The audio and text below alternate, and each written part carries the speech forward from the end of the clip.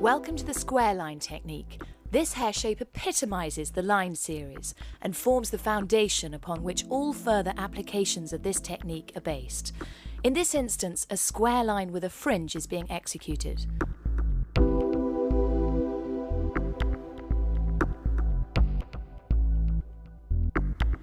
Prior to shampooing, a decision should be made on the finished hair length, with the emphasis on suitability for the wearer.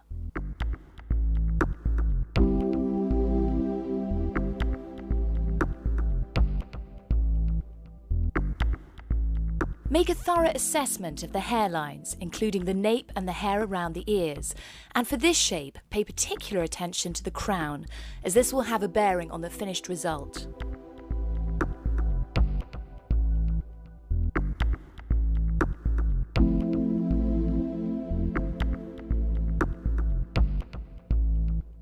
After checking hairline growth in this area, make a decision on the fringe length and shape.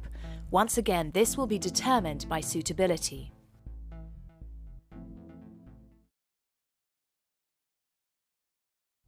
Having shampooed and conditioned the hair, determine the natural parting by combing the hair away from the face as shown and pushing gently forward. This will allow the hair to fall into its natural position. Notice how the hairline in front grows asymmetrically. To achieve the correct balance, this will have to be allowed for in the cut. If the crown has strong or difficult growth patterns, isolate this area in a triangle as shown. This will be dealt with at a later stage after the rest of the hair shape has been completed. Ensure now that the client is sitting upright with arms and legs uncrossed.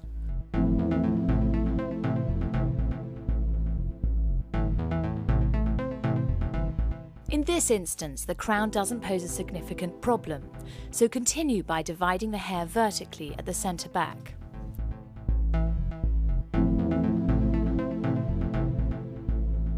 Now take a horizontal section. In order to produce a square shape, this section should be slightly inverted. This will also compensate for the roundness of the neck and the inclination of the head. Keep the head tilted forward through this part of the process to minimise the undulations of the neck. Comb the hair in the direction in which it grows and cut a line that mirrors the angle of the section. Extend the line into the corner, taking care not to over-direct the hair.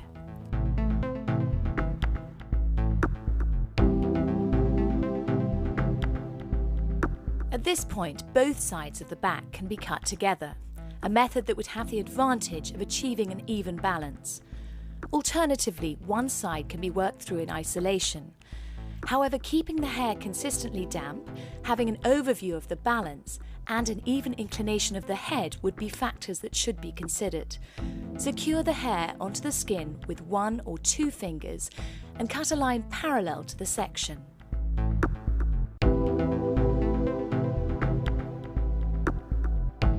Now check the balance of the line on either side.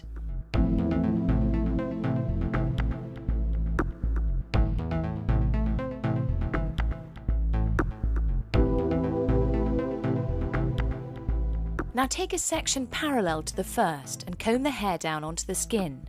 Whilst cutting, the hair can be secured with either the back of the hand, which will give maximum tension, or 1 or 2 fingers, which will give less tension. With either method, use fine sections and always follow the guideline.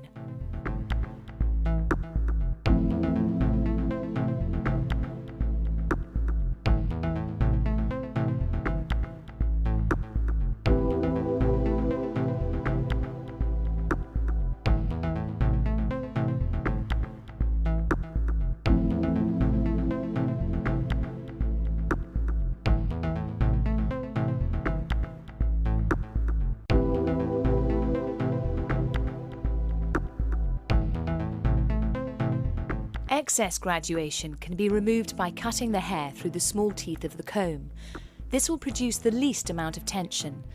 In the case of a hairline with an extremely difficult growth pattern, there should be no tension at all. Now work through both sides until the occipital bone area is reached.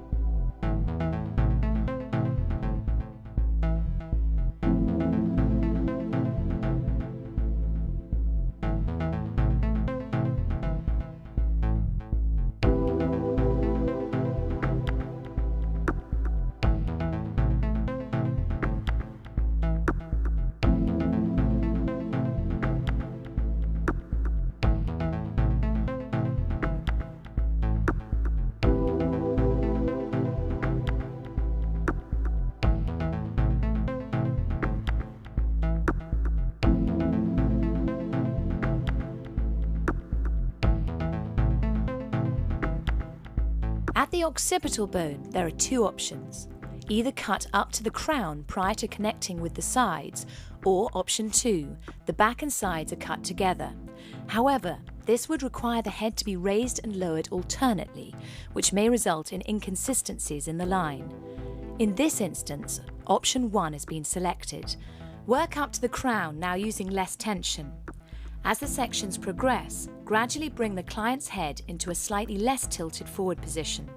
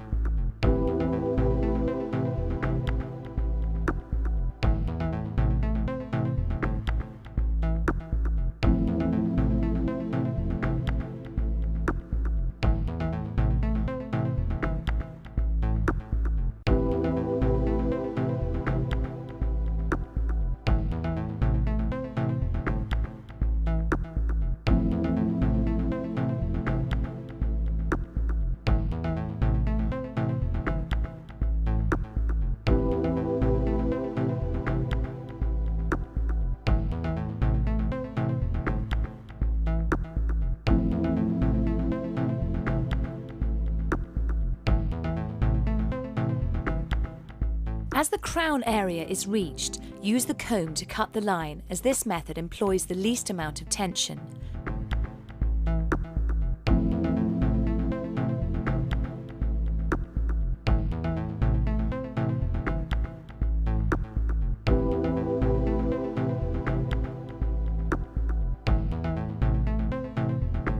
Take care to divide the hair correctly around the ears.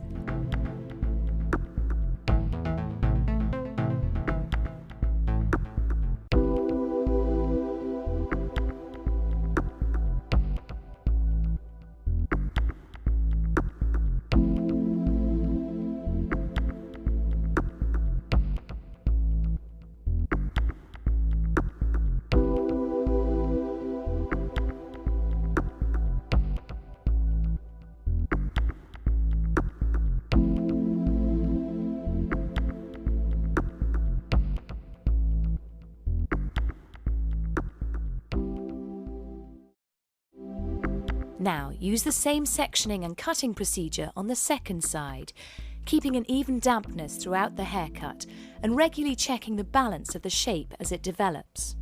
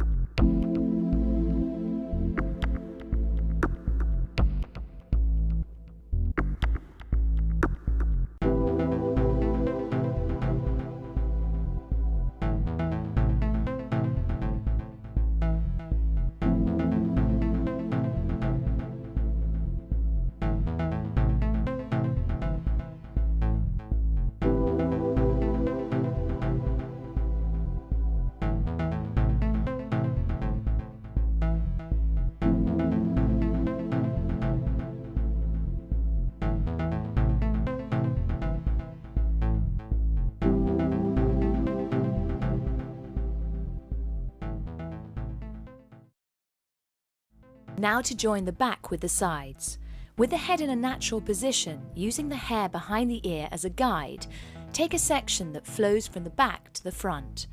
Ensure that the first section contains sufficient hair to give definition to the line. Always check behind the ears for loose ends. Compensation for the protrusion of the ear is essential for the success of the finished result. Lightly pressing the hair above the ears will allow extra length to maintain the strength of the line. Here the hair is being held gently in the comb with no tension. To enable more control, tilt the head away whilst the line's being cut. Subsequent sections are now taken parallel and the same cutting method employed. There are several ways to allow for the ears, although tapping the hair above the ear is common to all techniques. Holding the hair in the comb, as shown here, puts the least amount of tension on the hair. Holding the hair in the comb and over-directing back will give slightly more graduation, and holding the hair onto the skin with the fingers or the back of the hand will put the most tension on the hair.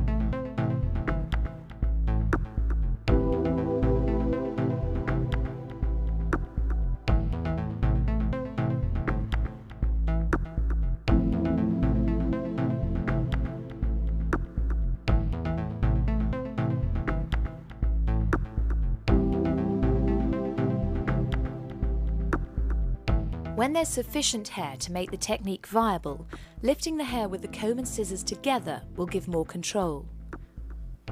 Now continue to the original parting.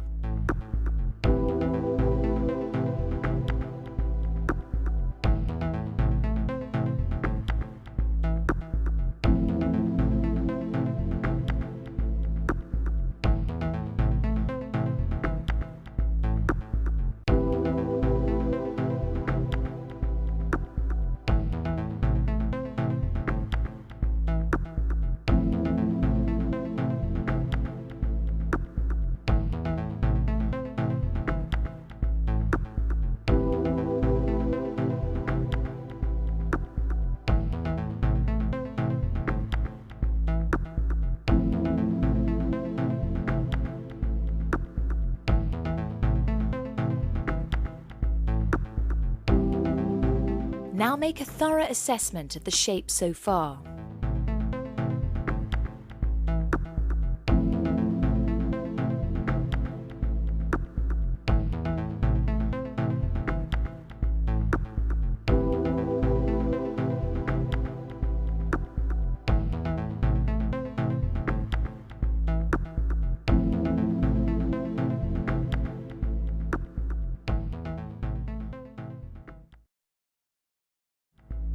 Now use the same sectioning and cutting procedure as for the first side.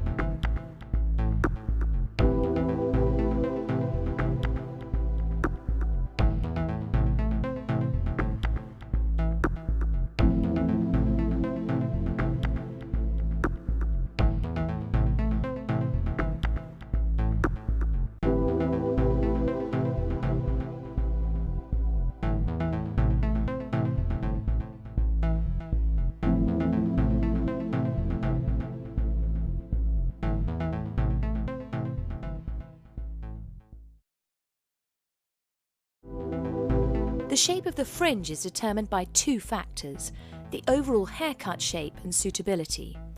In this instance, a square fringe has been chosen.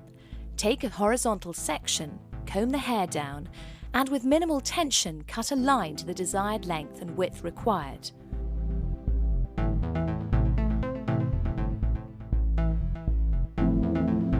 The cutting line mirrors the angle of the sections.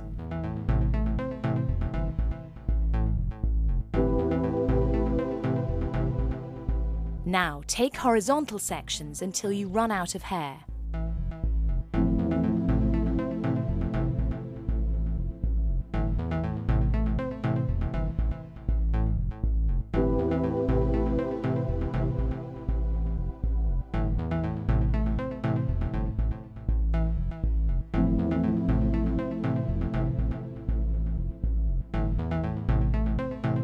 Because of the density of the hair, sectioning has been reduced to a minimum.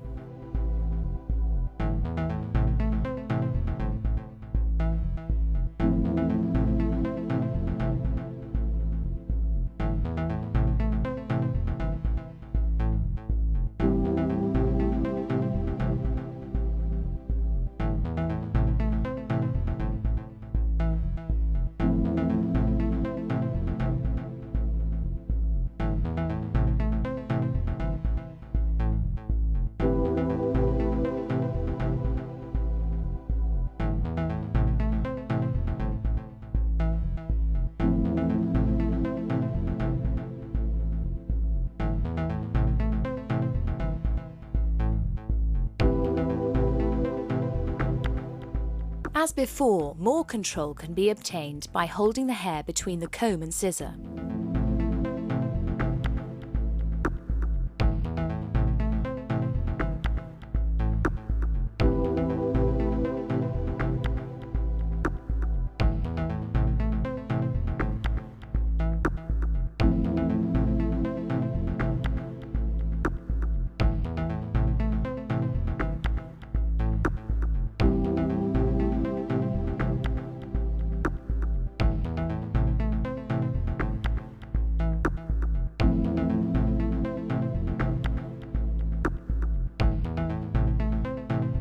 There are various methods of sectioning off a fringe. In most cases, two vertical lines drawn up from the temple hairlines to the parting will define a triangle. Tuck the hair around the ears whilst working. Make a thorough check to ensure that the division between the fringe and the side is clean.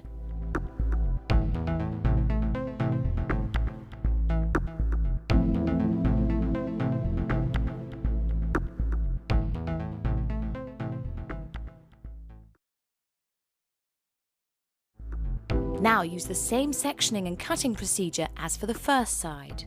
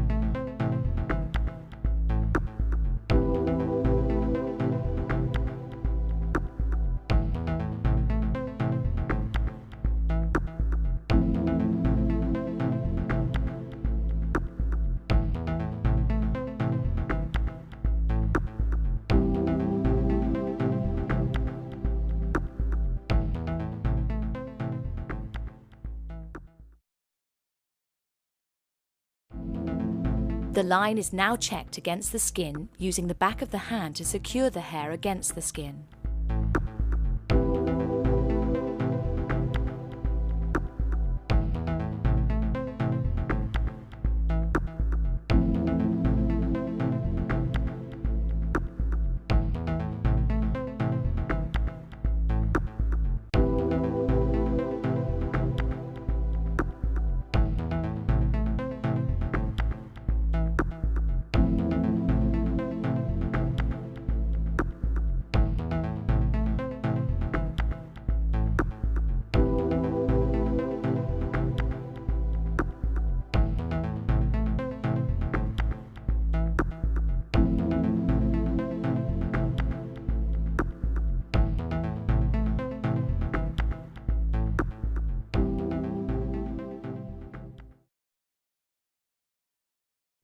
Prepare the blow dry by damping the hair with a suitable finishing product and combing into place. Now use a wrap drying technique that starts from and employs the same sections as the cut.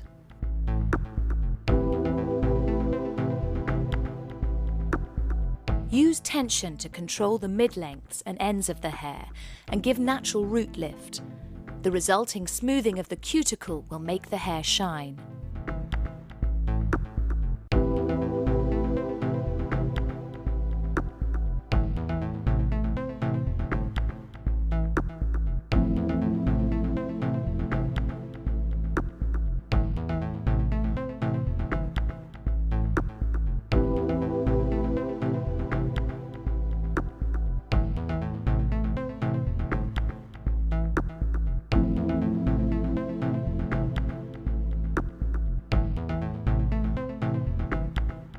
Using both hands will ensure that the hair has the same finish on both sides.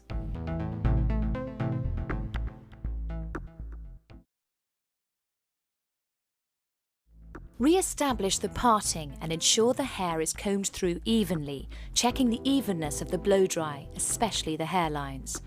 Stand back and make a thorough assessment of the overall shape.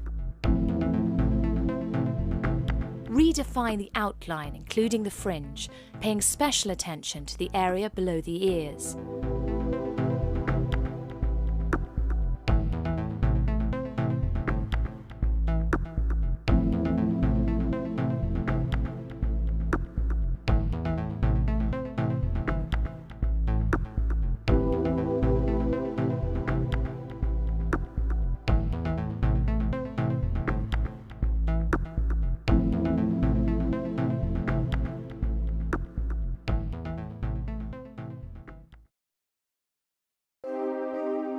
Here is the finished result, a timeless classic that epitomizes healthy, shiny hair.